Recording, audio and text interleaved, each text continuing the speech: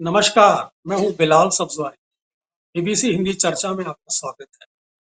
Budget कुछ समय बाद पेश होना है, लेकिन बजट से कुछ सप्ताह पहले आईएमएफ की एक रिपोर्ट ने भारतीय अर्थव्यवस्था पर सवाल खड़े कर दिए। आईएमएफ प्रमुख क्रिसलीना जॉर्जीवा का कहना है कि वर्ष 2025 में विश्व की अर्थव्यवस्था तो स्थिर रहेगी, लेकिन भारतीय अर्थव्यवस्था में मंदी देखने को मिल सकती है, जिसके बाद से अनुमान लगाया जा रहा है कि क्या वर्ष 2025 में भारतीय अर्थव्यवस्था में कोई बड़ा बदलाव देखने को मिल सकता है? क्या भारतीय अर्थव्यवस्था में किसी तरह की गिरावट देखने को मिलती है या किसी तरह का कोई बड़ा झटका भारतीय अर्थव्यवस्था को देखने में मिल सकता है? इस विषय पर आज हम बात करने के लिए अपने खास मेहमान शरद कोली जी को आमंत्रित कर रहे हैं और शरद कोली जी से पूछेंगे कि आखिर वो आईएमएफ प्रमुख क्रिसलीना जॉर्जीवा के इस बयान को किस तरह से देख रहे हैं, खास तौर से तब जब आईएमएफ का एक अंतर्राष्ट्रीय महत्व है। आईएमएफ पूरे विश्व की इकोनॉमी को मॉनिटर करता है, जो वर्ल्ड बैंक के माध्यम से भी या उसके दृष्टिकोण से भी काफी महत्वपूर्ण। नमस्कार बिलाल जी और एबीसी हिंदी के सभी फॉलोअर्स और व्यूअर्स को मेरा अभिनंदन। देखिए, मैं व्यक्तिगत रूप पे मैं reserve bank of India, finance ministry, NSO, in agencies पे मैं ज्यादा रिलाई करूंगा अपनी जीडीपी ग्रोथ को फोरकास्ट करने के लिए। क्रिस्टलीना जॉर्जिएवा जी आईएमएफ की चीफ हैं। ये बात सच है आपकी कि वो दुनिया भर की अर्थव्यवस्थाओं को ट्रैक करती हैं और बड़ी बारीकी से ट्रैक करते हैं, पर कुछ डोमेस्टिक फैक्टर्स होते हैं जिनको वो कैप्चर नहीं कर पाते हैं। तो मैं अगर उनकी वापस स्टेटमेंट पे जाऊं जिनका आपने जिक्र किया, उन्होंने कहा कि भारतीय अर्थव्यवस्था जो है वो मंदी में आएगी जबकि वैश्विक अर्थव्यवस्था स्टेबल हो जाएगी। तो मैं दोनों ही चीजों से पूरी तरह से सहमत नहीं हूं, एक अर्थशास्त्री होने के नाते भी। क्यों नहीं हूं? क्योंकि भारतीय अर्थव्यवस्था मंदी में नहीं जाएगी। भारतीय अर्थव्यवस्था की जो ग्रोथ की रफ्तार है वो जरूर 6.4 इस बार आखिरी एनएसओ के जो अभी आंकड़े आए उसमें प्रोजेक्ट की गई, यानी कि मार्च 25 जो वित्तीय वर्ष खत्म होने जा रहा है उसमें वो 6.4 रहने की उम्मीद है, जबकि पिछले साल वो 8.2 थी। तो धीमी जरूर पड़ी है, पर मंदी का कुछ और मतलब है। मंदी का मतलब होता है कि वो एकदम से नीचे आ गई और जीरो से भी नीचे चली गई, तो मंदी में नहीं रहेगी, उसकी रफ्तार जरूर धीमी पड़ेगी, पहली बात। दूसरा, उन्होंने कहा वैश्विक अर्थव्यवस्था स्थिर रहेगी। इससे भी मैं सहमत नहीं हूं, क्योंकि वैश्विक अर्थव्यवस्था, ये जो जियोपॉलिटिकल टेंशन चल रही हैं, जो रशिया यूक्रेन के बीच में युद्ध चल रहा है, वेस्ट एशिया की टेंशन चल रही है, और ट्रंप साहब के आते ही ये जो अमेरिका और चाइना में ट्रेड वॉर छिड़ने वाला है, नॉर्थ कोरिया साउथ कोरिया की टेंशन चल रही है, और भी हम देखें चाइना और यूएस के बीच में साउथ चाइना सी को लेकर रसाकशी चल रही है, चाइना और ताइवान के बीच में टेंशन चल रही है। तो इतनी, अभी आपने कैलिफोर्निया में जो कि दुनिया का सबसे अमीर हिस्सा है, वहां इतना बड़ा नुकसान होते देखा। इसके अलावा प्राकृतिक आपदाएं, अब इन सबको ले तो मुझे लगता है वैश्विक अर्थव्यवस्था को भी स्थिर कहना उचित नहीं रहेगा। मुझे लगता है यूरोप ऑलरेडी रिसेशन के द्वार पे खड़ा हुआ है। अमेरिका में परिस्थिति बहुत अच्छी नहीं है, लगातार वहां के निवेशक बाहर के देशों से पैसा निकाल रहे हैं, और डॉलर बहुत अस्थिर है। मजबूत जरूर दिख रहा है, पर वो इसलिए दिख रहा है क्योंकि डॉलर की मांग ज्यादा है, क्योंकि पैसा वहां वापस आ रहा है, इसलिए वो मजबूत दिख रहा है। डॉलर इंडेक्स 110 के आसपास पहुंच गई है। उनकी जो स्टॉक मार्केट्स है, जिसमें डाउ जोन्स है, एसएनपी है, ये इंडाइसेस भी कोई बहुत अच्छा परफॉर्म नहीं कर रही है, पिछले 1-2 दिन में बहुत जबरदस्त तरीके से गिरी है। तो मैं उनकी दोनों ही बात से पूरी तरह से सहमत नहीं हूँ। हर एक को अपना अपना राय रखने का अधिकार है। उनकी ये राय है। भारत में रहते हुए इकोनॉमिस्ट होने के नाते मेरी ये राय है, मैं एक मीडिया पैनलिस्ट भी हूँ, इकोनॉमिस्ट भी हूँ, मेरी ये राय है कि जीडीपी स्लो जरूर पड़ेगी, पर मंदी में भारतीय अर्थव्यवस्था नहीं आएगी, बाकी के विश्व से बहुत अच्छी रहने वाली है। क्यों? क्योंकि भारत की जी 60% जो जीडीपी होती है वो कंजम्पशन से बनती है। तो मुझे लगता है भारतीय अपने आप में एक दुनिया है। वैश्विक अर्थव्यवस्था के स्लो डाउन का असर जरूर होता है, पर भारत की अर्थव्यवस्था पूरी तरह से वैश्विक अर्थव्यवस्था पर निर्भर नहीं है, आंशिक तौर पर निर्भर बिल्कुल आप ठीक कह रहे हैं, लेकिन लेकिन आपने चीन और अमेरिका के ट्रेड वॉर की बात कही। लेकिन आप जानते हैं कि जब से डोनाल्ड ट्रंप अमेरिका के प्रमुख बने हैं, तो उन्होंने कुछ अपने यहाँ आर्थिक नीतियों में बदलाव भी लाए। उन्होंने चीन पर, कनाडा पर, मैक्सिको पर अतिरिक्त कर की नीति बनाई। तो हम पहले से ही जानते हैं कि चीन के अंदर जो कंजम्पशन है वो घट रही है। चीन की अर्थव्यवस्था भी काफी धीमी गति से आगे बढ़ रही है। तो आपको लगता है जी। पड़ोसी देश है, भारत के और चाइना के कारोबार भी हैं, जिस तरह से अमेरिका ने एक नई कर नीति बनाई है, उसका प्रभाव कहीं न कहीं भारत पे भी आ सकता है? देखिए, इसमें 2 बातें हैं। एक तो आपने बिल्कुल ठीक कहा, उन्होंने प्रेसिडेंट इलेक्ट ट्रम्प अभी उन्होंने कार्यभार संभाला नहीं है, 20 तारीख से शायद वो संभालेंगे। तो उन्होंने चीन को, मेक्सिको, कनाडा को पहले धमकी दे दी टैरिफ से लेकर कि भैया जितने हम लगाते हैं उतने लगाओ, वरना हम तुम्हारे सामान पर उतना ही टैरिफ लगा देंगे और तुम्हें यहाँ पर दिक्कत हो जाने वाली है। तो मुझे लगता है, हालांकि ये धमकी उन्होंने भारत को भी दी थी। बीच में एक वक्तव्य में उन्होंने बोला था कि भारत भी अगर बहुत बहुत टैरिफ लगाता है, टैरिफ को कस्टम ड्यूटी कहते हैं, मैं आसान भाषा में बताऊं, तो अगर भारत इतनी कस्टम ड्यूटी लगाता रहेगा तो हम भी लगाना शुरू कर देंगे। उन्होंने हल्की फुल्की एक धमकी भारत को भी दी, पर मुझे लगता है चाइना से लेके अमेरिका का बहुत ज्यादा कश्मकश है। और अगर चाइना के ऊपर ये टैरिफ लगते हैं उनके आने के बाद, तो उससे भारत को लाभ होगा, क्योंकि अमेरिका को जो जो सामान चाहिए वहां, वो चाहिए, अगर वो चीन से नहीं आएगा तो वो भारत की ओर देखेगा। तो भारत के एक्सपोर्ट्स को मुझे लगता है बूस्ट मिल सकता है अगर चाइना पे टैरिफ लगते हैं। और अगर ट्रंप साहब पूरी दुनिया को ही नाराज कर लेंगे, भारत को भी नाराज कर लेंगे, चीन को भी नाराज कर लेंगे, तो उनके अपने देश में वो सामान की शॉर्टेज हो जाएगी, महंगाई भी बढ़ जाएगी, इन्फ्लेशन हो जाएगी, जिससे उनको संभालना मुश्किल हो जाएगा। तो ये चाइना और अमेरिका के वॉर से भारत को मुझे लगता है प्रत्यक्ष या अप्रत्यक्ष रूप से जरूर लाभ हो सकता है आने वाले समय में, जिसकी ट्रम्प साहब ने इशारा किया। कनाडा को तो उन्होंने अमेरिका का हिस्सा ही बनने को कह दिया है कि आप 51st स्टेट बन जाइए। पीछे ट्रूडो साहब को उन्होंने कहा गवर्नर ऑफ ट्रूडो, कि उनको गवर्नर कह के बुलाने लग गए, भैया तुम हमारे में आ जाओ, तुम लोग अमेरिकन बन जाओ, ये सब टैरिफ टूरिफ लगाने का झगड़ा ही खत्म हो जाए। हालांकि कनाडा के जो संसद है उसमें उसका बड़ा विरोध हुआ। ग्रीनलैंड को भी उन्होंने कहा कि आप हमारा हिस्सा बन जाइए। ट्रम्प साहब बहुत इंटरेस्टिंग वक्तव्य दे रहे हैं। आने के बाद वो क्या रोक लेंगे, थोड़े से अनप्रेडिक्टेबल भी हैं, उनके लिए बहुत ज्यादा पहले से अनुमान लगाना कठिन होता है कब वो क्या बात, क्या नीति अपनाते हैं। तो मुझे लगता है उनके आने का इंतजार करना चाहिए और देखते हैं आगे क्या होता है। बड़ा रोचक होगा आने वाला समय। बड़ा रोचक होगा ट्रम्प साहब आने वाले समय में क्या करते हैं। लेकिन लेकिन कोहली जी, आप देख ही रहे हैं कि भारतीय अर्थव्यवस्था की जो ग्रोथ है वो अनुमान से 6.4 की दर पर इस वक्त मौजूद है। लेकिन अगर आप प्रथम तिमाही की बात करें तो 6.7 से हिट करके ये द्वितीय तिमाही में 5.4 पर रह गई है। और ये ट्रेंड काफी समय से देखने को मिल रहा है भारत के अंदर। तो आपको लगता है कि ऐसे समय के अंदर जो आईएमएफ एक एडवाइस कर रहा है, वो कह रहा है कि भारत को अपनी नीतिगत परिवर्तन की जरूरत है। अगर नीतिगत परिवर्तन नहीं किए गए तो ये बिजनेस को प्रभावित कर सकते हैं, अंतर्राष्ट्रीय स्तर पर इसका प्रभाव आता है। आप बात ठीक कह रहे हैं कि आप क्रिस्लिना के मत से सहमत नहीं है, लेकिन अगर उनकी ये एडवाइस है तो किसी न किसी आधार पर तो ये एडवाइस होगी, क्योंकि वो अर्थव्यवस्था को, देश की अर्थव्यवस्था को बहुत ही माइक्रो और मैक्रो दोनों लेवल पे ट्रैक करते हैं और मॉनिटर करते हैं। तो आईएमएफ की एडवाइस को एक सिरे से खारिज करना भी तो ठीक नहीं। नहीं, मैंने ये तो कतई नहीं कहा कि मैं सिरे से उसको खारिज करता हूं। मैंने तो ये कहा है, एक अर्थशास्त्री मेरे अंदर बैठता है, उसके उसके नाते मैं उनके कुछ वक्तव्य से सहमत नहीं हूं। मैंने यही कहा। आपकी बात बिल्कुल ठीक है, अगर उन्होंने कोई अच्छी सलाह दी है कि आपको नीतिगत बदलाव करने चाहिए, और हमें ये नीतिगत बदलाव लाल जी देखने को भी मिलेंगे, बहुत जल्द मिलेंगे। आज हम 13 तारीख में बैठे हैं और लगभग 3 हफ्ते से भी के आसपास आपको बजट आने को मिलेगा, जिसमें नीतिगत बदलाव करे जाएंगे। बजट पूरे देश का एक रूपरेखा बना देता है आने वाले साल, वित्त वर्ष की, जो जो नई पॉलिसीज, नई नई स्कीम भारत सरकार लाती है। जी हाँ, बिल्कुल स्लो डाउन है, और स्लो डाउन का कारण जनरल इलेक्शंस रहे इस साल, जिसमें मॉडल कोड ऑफ कंडक्ट लग जाता है, पॉलिसी पैरालिसिस हो जाता है। महंगाई बहुत बड़ा कारण रहा। मुझे लगता है भारत सरकार खाने पीने की महंगाई में बहुत नीतिगत बदलाव लाने की जरूरत है। हमने, मुझे याद है, आपके साथ एक शो भी पीछे किया था जिसमें मैंने कुछ सलाह दी थी कि कैसे आप खाने पीने की महंगाई पर काबू पा सकते हैं।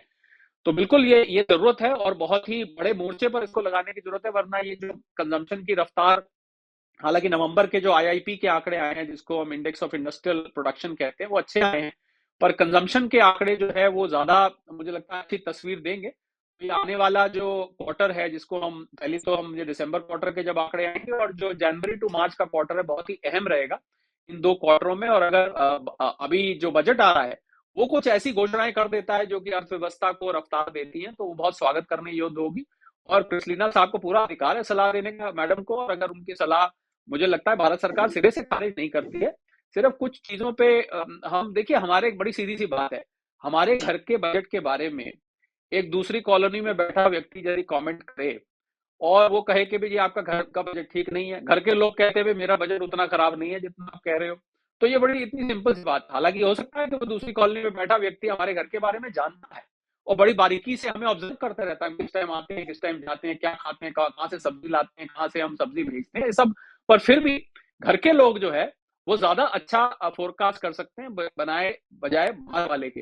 तो मैंने इस विषय से कहा, बाकी अगर कोई अच्छी सलाह बाहर से आ रही है, IMF बहुत ही माननीय एजेंसी है, इंटरनेशनल मॉनेटरी फंड है, दुनिया भर की अर्थव्यवस्था को ट्रैक करते हैं, उधार भी देशों को देते हैं, बहुत बारीकी से उन्हें ट्रैक करना पड़ता है, अगर ना करें तो उधार देने में उन्हें दिक्कत आए। तो उनकी बात को मैं सिरे से खारिज नहीं करता, उनको अच्छी सलाह दी है। बिल्कुल भारत सरकार के और भारत सरकार के नुमाइंदों को और फाइनेंस मिनिस्ट्री के जो कॉरिडोर्स हैं, पावर कॉरिडोर्स हैं, उनको माननी चाहिए, और जहां तक वो फीजिबल हो सकती है। देखिए, ठीक कह रहे हैं कुलिक जी के सलाह के एक पॉजिटिव एस्पेक्ट्स होते हैं। सलाह का परिवर्तन हम बजट की नीतिगत फैसलों में भी देख सकते हैं। हो सकता है भारत सरकार मौजूदा बजट में ऐसी कोई व्यवस्था करे जिससे महंगाई, इन्फ्लेशन पे कंट्रोल किया जा सके और रोजगार की संभावनाएं भी बढ़ सके। वही मैं आपसे ये पूछना चाहता हूँ कि जो IMF जब एडवाइस देता है तो इसका एक इंटरनेशनल मैसेज भी होता है कोहली जी। आपको लगता है कि फाइनेंशियल पॉइंट ऑफ व्यू से जो इन्वेस्टमेंट आने होते हैं भारत के अंदर वो डाइवर्ट हो जाते अब बिल्कुल ठीक कहा आपने, जब वो कोई मैसेज देता है तो उसको अंतर्राष्ट्रीय निवेशक बहुत बारीकी से देखते हैं कि अगर IMF कुछ कह रहा है, क्योंकि एक तरह से रेटिंग हो जाती है देश की, और आगे की एक एक पिक्चर खींच दी जाती है।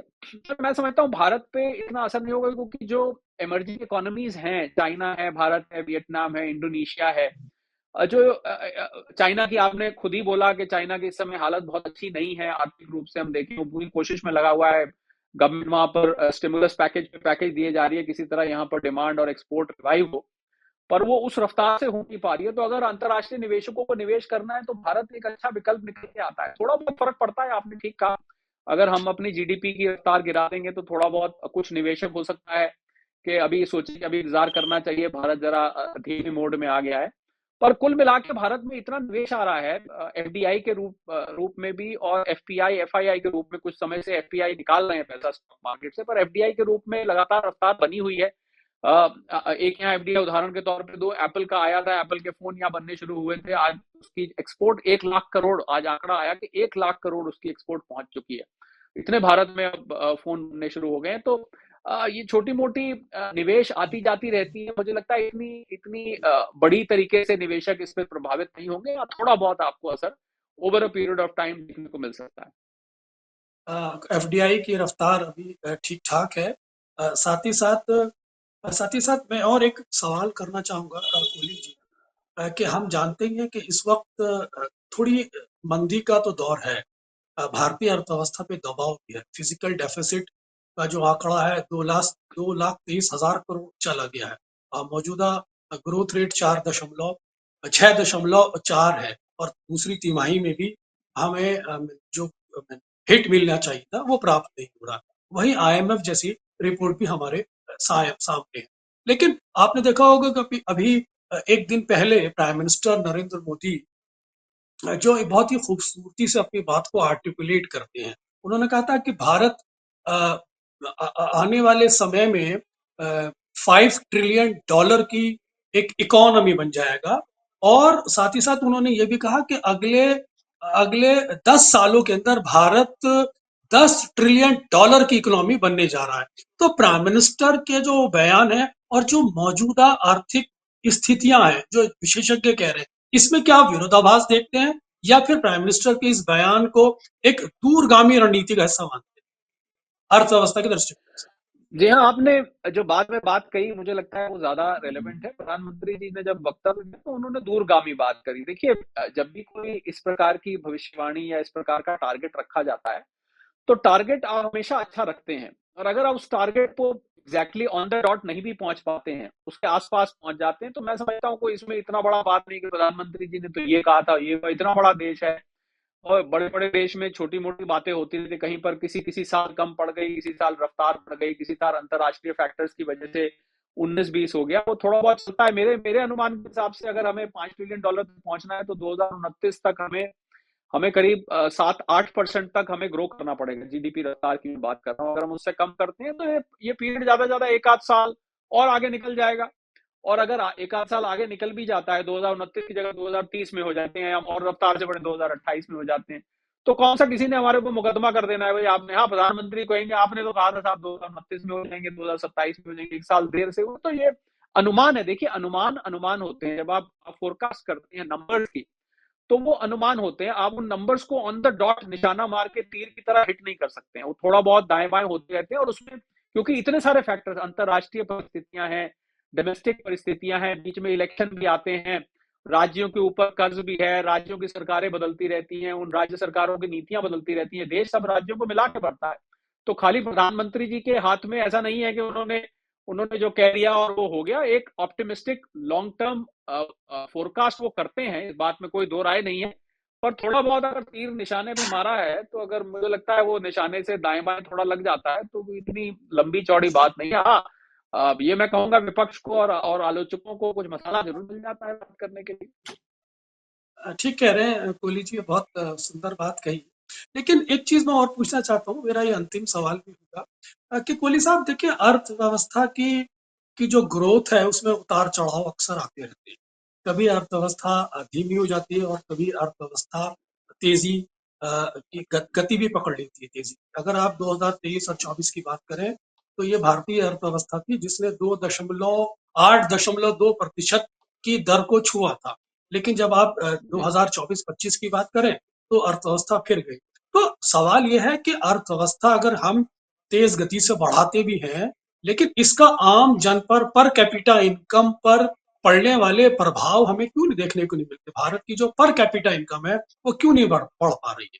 इसके इसके संबंध में मैं चाहूंगा कि आप बहुत ही सरल शब्दों में बात को कहें, ताकि जनता तक पहुंच सके।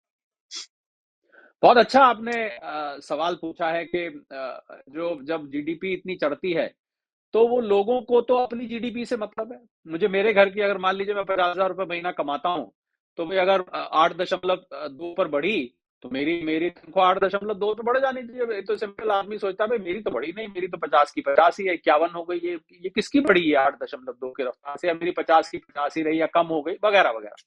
और देखिए इसमें समझने वाली बात यह है कि जब अर्थव्यवस्था बढ़ती है, तो उसको हम पर्कुलेट कहते हैं अंग्रेजी में। पर्कुलेट का मतलब है कि धीरे धीरे रिस्क रिस्क के उसका असर आम जनता पर जाता है। और अगर आप देश के, आपको मैं बहुत ही इंटरेस्टिंग, शायद आपने ये आंकड़ा कहीं सुना नहीं होगा, मैंने पूरे देश को 140 करोड़ जनता को 3 हिस्से में डिवाइड किया। 10 करोड़ लोग बिलाल जी ऐसे हैं जो कि वेल्दी हैं, जो अमीर हैं। अमीर का मेरा मतलब है जो लोग टैक्स वैक्स देते हैं, सब चीज अफोर्ड कर सकते हैं, ठीक है। हमारी मिडिल क्लास करीब 60-70 करोड़ की पहुंच चुकी है। उसके अलावा जो बाकी हैं वो गरीब तबके में आते हैं।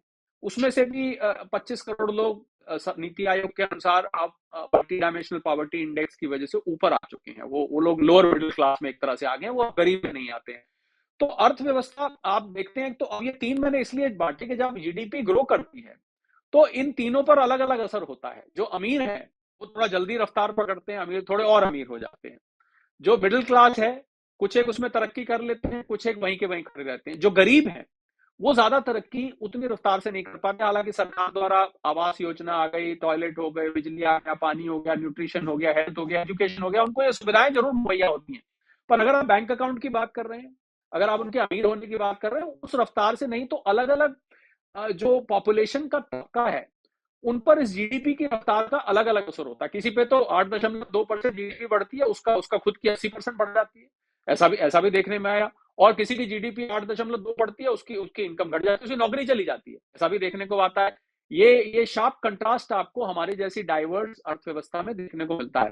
पर आपकी बात का मैं सीधा जवाब आसान, तो जैसे जैसे जीडीपी जब रफ्तार से बढ़ती है, तो लंबी अवधि में उसका पर्कुलेटिंग इफेक्ट, हम कहते हैं कि धीरे धीरे रिस्क रिस्क के, जिसको हम आसान भाषा में कहते हैं रिस्क रिस्क के, वो असर आपको आने वाले 2 साल 3 साल 4 साल में आप देखेंगे। और बड़ा बड़ा आसान उदाहरण है, मैं आखिरी बात बोलूंगा कि 2014 में, मैं कोई यहाँ सरकार की वकालत नहीं कर रहा, मैं सीधी बात करता हूँ। आप 10 साल पहले या 2015 में ले लीजिए, चलिए 10 साल पहले आपकी इनकम कहाँ थी?